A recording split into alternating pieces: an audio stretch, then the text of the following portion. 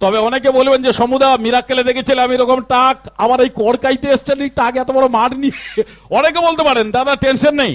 অনেকে বলবেন সমুদা টেনশন হচ্ছে নাকি। না দাদা, একটা কথা আপনাদের কাছে বলি, আপনারাই বলুন তো, আচ্ছা এই টাক মাথায় যদি উকুন ঘুরে, হ্যাঁ আবার হাসির কি আছে, এই তো আরম্ভ করলাম আপনাদের কাছে।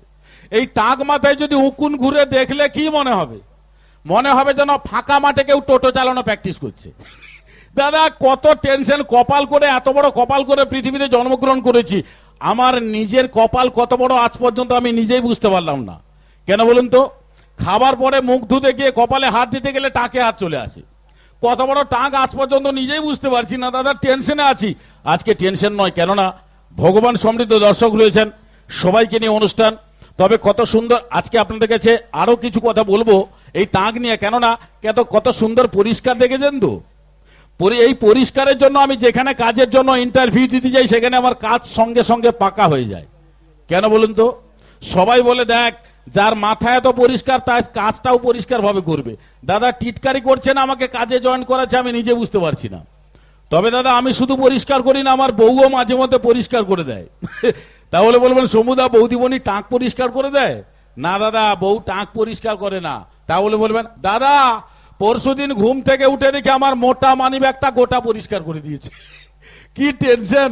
তবে দাদা আজকে টেনশন না, কেননা আপনারা সবাই মিলে রয়েছেন, ভগবান সমৃদ্ধ দর্শক, আজকে সবাইকে নিয়ে অনুষ্ঠান, হাসি ঠাট্টা ইয়ার্কি মজা হই হুল্লোড় এগুলো তো আপনাদের কাছে থাকবেই। তবে আরেকটু কথা বলে নি, যে সকল বৌদিমণি কাকিমা জেঠিমা মাসিমাদের হাতের তালি দিতে অসুবিধা হচ্ছে, হাতের তালি কথা বললে একটু অসুবিধা হয়, শীতকালের ব্যাপার তো, তবুও মাঝে মধ্যে একটু বলে রাখতে হবে, আমরা রাত জাগা শিল্পী তো। হাতের তালি দিতে যিনাদের অসুবিধা হচ্ছে আপনাদের কাছে বলি, আপনার টেনশন নেওয়ার কোনো কারণ নেই। আপনার সামনে যিনি বসে আছেন তার পিঠে চাপড়ি লিয়াও, আমরা এগুলো মেনে নেব, কোনো অসুবিধা নেই, এগুলো হাতের তালি বলে আমরা মেনে নেব। তো আরেকটু বলে নেই, যে সকল দর্শকবৃন্দ এখনো আসছেন আপনারা গুটি গুটি পা করে তাড়াতাড়ি চলে আসুন, যাতে আজকের এই অনুষ্ঠানটা প্রথম থেকে আপনারাও লাস্ট পর্যন্ত দেখতে পারেন। আর যিনারা দূরে দূরে দাঁড়িয়ে রয়েছেন আপনারা বসে পড়ুন, পিছনের বন্ধুদের আজকের এই অনুষ্ঠান দেখার সুযোগ করে দেবেন। আপনাদের সবার অনুষ্ঠান, নিজের মতো করে ফিল করবেন, অনুষ্ঠান সবার ভালো লাগবে, এইটুকু আশা রাখবো। আর বিশেষ করে আজকে শ্রদ্ধাঞ্জলি মিউজিক্যাল ইভেন্টের অনুষ্ঠান আজকে আপনারা দেখবেন, খুব গুণী গুণী শিল্পীবৃন্দ রয়েছেন, সবার সামনে আমি একের পর এক হাজির করব। কিন্তু তার আগে অনেক বন্ধুরা বলবেন যে শম্ভুদা বৌদিমণিকে দিয়ে আজকের অনুষ্ঠানটা শুরু করলেন। তো আমি শুধু বিবাহিত নয় দাদা, আজকে এখানে অনেক বিবাহিত পুরুষ অনুষ্ঠান দেখতে এসছেন, যিনারা বিয়ে করেছেন আপনাদের উদ্দেশ্যে আমার পক্ষ থেকে একটা ছোট্ট সাজেশন দিই। দাদা যিনারা বিয়ে করেছেন আপনারা হাজার কষ্টে থাকলেও কোনোদিন বউয়ের কাছ থেকে একটা টাকাও ধার নেবেন না, জীবনে নেবেন না দাদা, মরে যাবেন। তাহলে বলবেন কেন শম্ভুদা বউর কাছ থেকে টাকা ধার নেব না কেন? দাদা আমার কথা বলুন, আমি একবার আমার বউর কাছ থেকে মাত্র 500 টাকা ধার নিয়েছিলাম। দাদা গো 3 বার টাকা দিয়ে শোধ করেছি।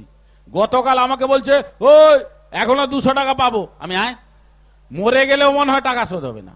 কত টেনশনের মধ্যে আছি। আজকে টেনশন নয়, আপনারা সবাই মিলে রয়েছেন, তাই আপনাদের কাছে সবকিছু খোলামেলা কথা বলে যাব, হাসি ঠাট্টা এগুলো থাকবেই মাঝে মধ্যে আপনাদের কাছে।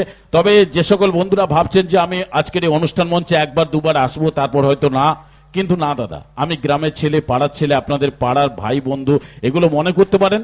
আজকের অনুষ্ঠান মঞ্চে আমি আপনাদের কাছে যতক্ষণ না অন্তিম সিঙ্গার আসছেন আমি ততক্ষণ পর্যন্ত আপনাদের কাছে থাকবো, একটু জ্বালাবো, নিজের মতো করে একটু মানিয়ে নেবেন। সবার অনুষ্ঠান, সবাই মিলে পূর্ণ সহযোগিতা করবেন, এইটুকু আশা রেখে। এখন একটু দর্শকবৃন্দ কম আছে, তো আমি আমার মনে হয় একটু পরেই জায়গাটা খুব ক্লোজ হয়ে যাবে, আর সবাই মিলে খুব সুন্দরভাবে সহযোগিতা করে যাবেন আজকে প্রথম থেকে। তো শুধু আজকে কালকে নয়, কিশোর সংঘের সকল কর্মকর্তা বৃন্দদের প্রতি আপনারা প্রত্যেক বছর একইভাবে সহযোগিতা করে যাবেন, যাতে আপনাদের এই সুন্দর সহযোগিতার কথা মনে রেখে অনুষ্ঠান আয়োজনকারী সকল কর্মকর্তা বৃন্দ আপনাদের জন্য প্রত্যেক বছর নিত্য নতুন অনুষ্ঠান এই রঙ্গমঞ্চে তুলে ধরেন, এইটুকু আশা রেখে এখন আসুন অনুষ্ঠানটা শুরু করি। অনেক কথা বলবো, হাসি ঠাট্টা এগুলো থাকবে। অনেক বন্ধুরা গ্রিন রুমে বলেই দিয়েছেন প্রথমে যে সমুদা ইউটিউব ফেসবুকে যেগুলো আমরা দেখেছি ওই যে ঘরোয়া কথা, যে মেদিনীপুরে যে আঞ্চলিক ভাষা এগুলো হবে তো অবশ্যই হবে, কিছু কিছু এলাকার যে আঞ্চলিক ভাষা এগুলো আপনাদের কাছে অবশ্যই বলে যাব।